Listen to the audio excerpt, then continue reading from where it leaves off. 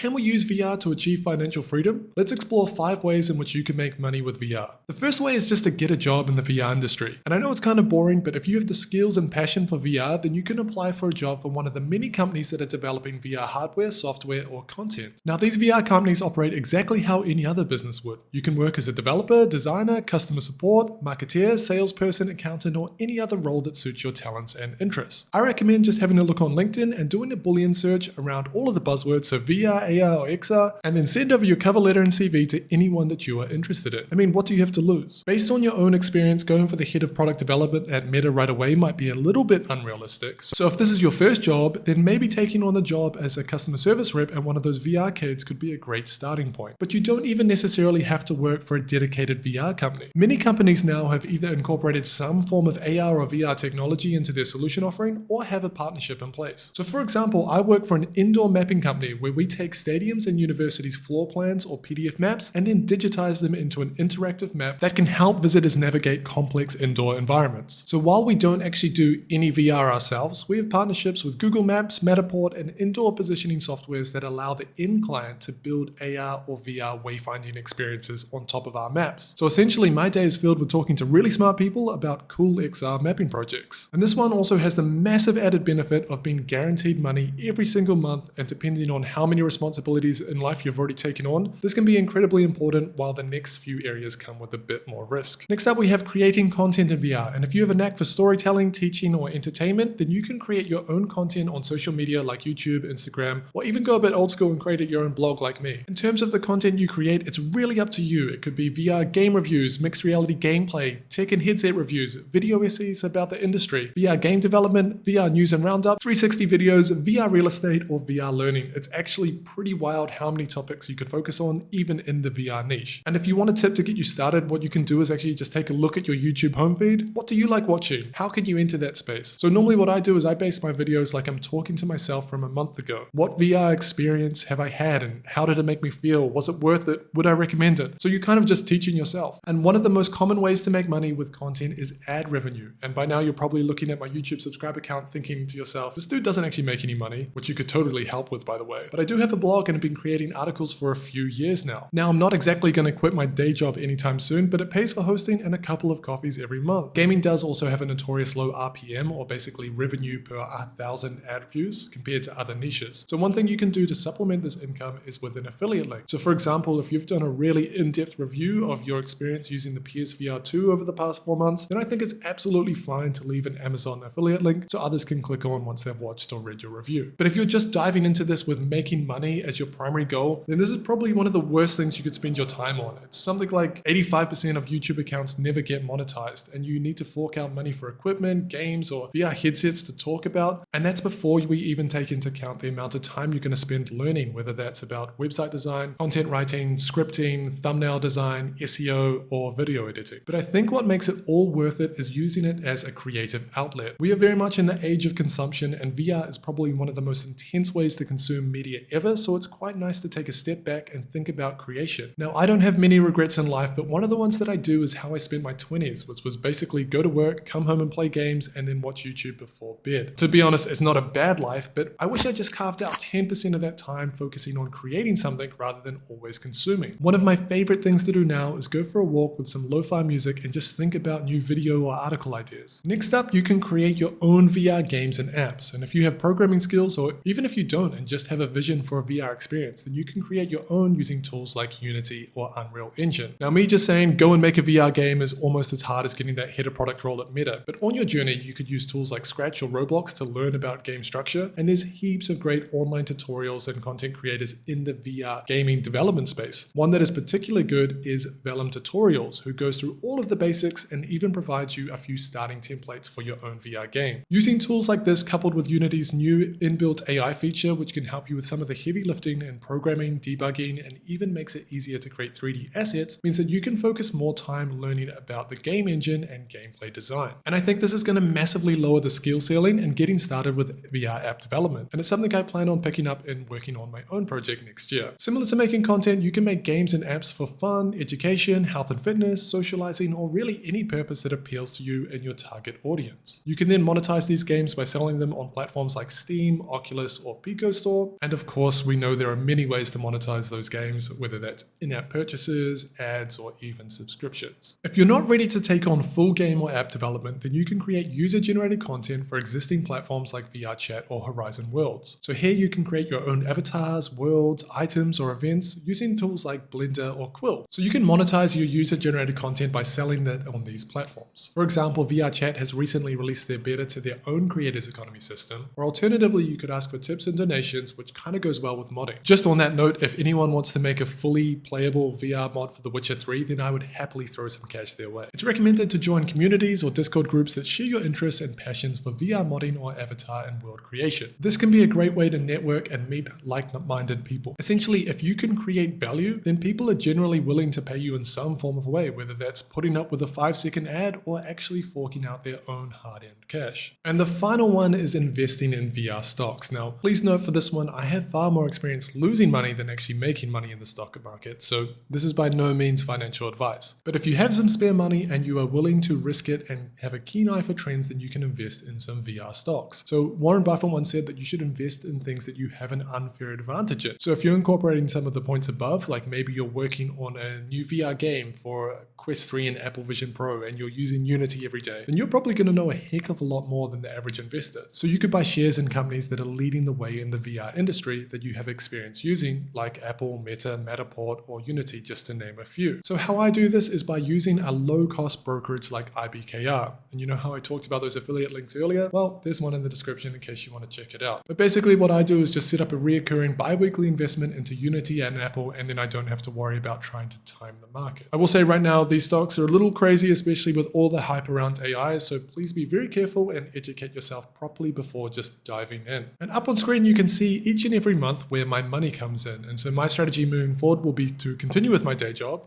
pay extra special attention into developing relationships with partners in the AR and VR space, then invest a portion of that automatically not only into VR stocks, but also ETFs and REITs so my money can work for me. And finally, continue to make content, maybe aim for a video a week. This helps me spend less time on consuming and more time creating and learning new skills. I wanted to create this video because most of the videos I've seen like this are from YouTubers or those finance gurus that have already built up a 6-figure online income and they're trying to force feed, that online course down your throat. But this is just something I wish I saw before I started my own VR journey from the point of view that someone is very much in the midst of it. And if you found any of this useful, then why not help out with a like and sub and let me know what you are working on in the VR space or what you plan to do. I'd honestly love to hear all about it. Take care till next time.